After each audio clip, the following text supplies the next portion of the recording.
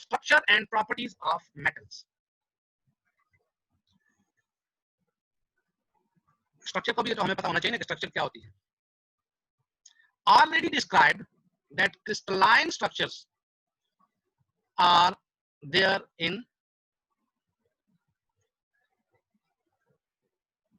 a solid state. Yes, sir. ठीक है जी. अच्छा, इसमें थोड़ा सा ध्यान में रखिए, उन्होंने मुझे वो दे दिया कि 10 मिनट के अंदर आपका वो खत्म हो जाएगा. तो अगर ये 10 मिनट के अंदर खत्म होता है तो फिर हम क्या करेंगे, एक 5 मिनट की ब्रेक आपके लिए काफी है, 10 मिनट की करूं? सर बस डायरेक्ट शुरू करें.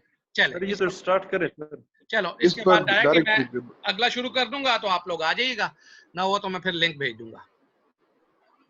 अच्छा जी, क्रिस्टलाइन स्ट्रक्चर जो होती है वो already we have described that they have a crystalline structure, and crystalline structure always present in solid state. liquid form में कोई भी crystalline structure नहीं होती, ध्यान में रखिएगा. And all of we know that process of solidification starts through crystallization. If we remind our process of crystallization in where we have studied the crystallization process. जी sir जब इन्वेस्टमेंट में तो थी लेकिन ओरिजिनली हमने कहाँ पे पढ़ा था? We have studied it in the gypsum products. ठीक है ना जी? Yes sir. Again, same thing is there. Each crystal is known as a grain. वही चीज, वही क्रिस्टलाइट्स, फिर डेंड्राइट्स, स्फेरुलाइट्स और वो सारा डेंड्रेटिक, वो सारा प्रोसेस यहीं पे होगा.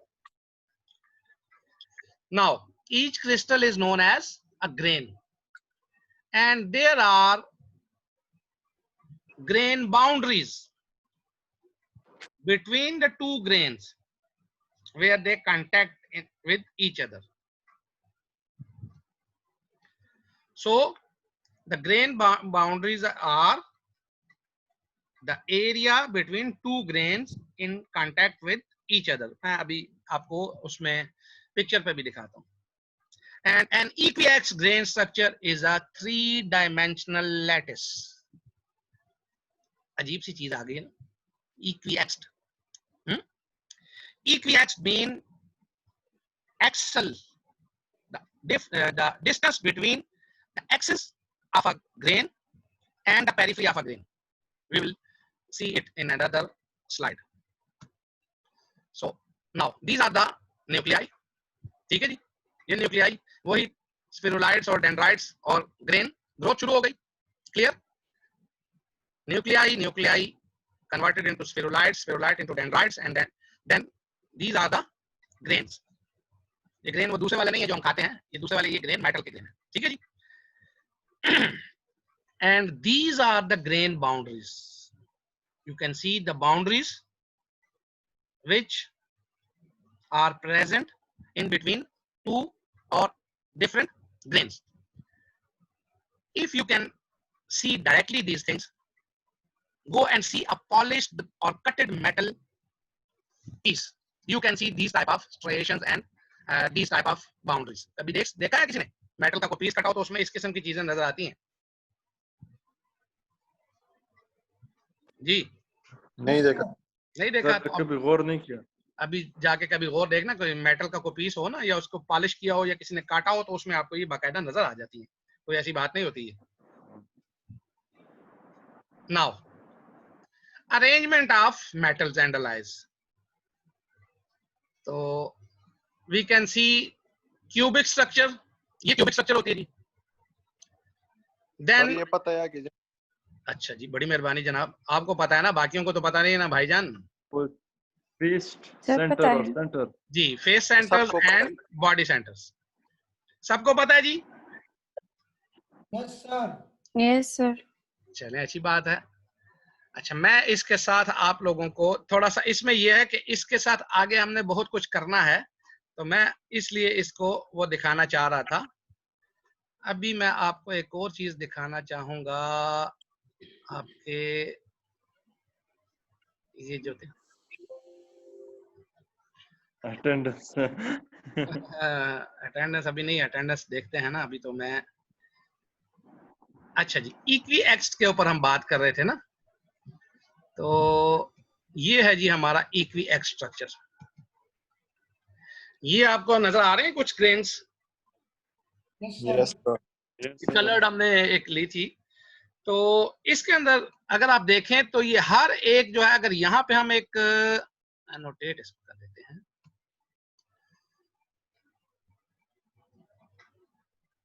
अगर हम इसको ये समझें कि ये हमारा जो पॉइंट है इसके अंदर, ये वाला, ये इसका सेंटर पॉइंट है, तो इधर से इधर इधर इधर इधर इधर हर जगह पे ये एक्सिस इसका ये सेम होगा। इसी तरह से अगर हम यहाँ पे करें, इसमें भी तकरीबन, ये मैं वैसे ही कर रहा हूं, ये इसमें अगर कर दें ये यहाँ पे, तो ये हमारा इक्वी एक्स होगा।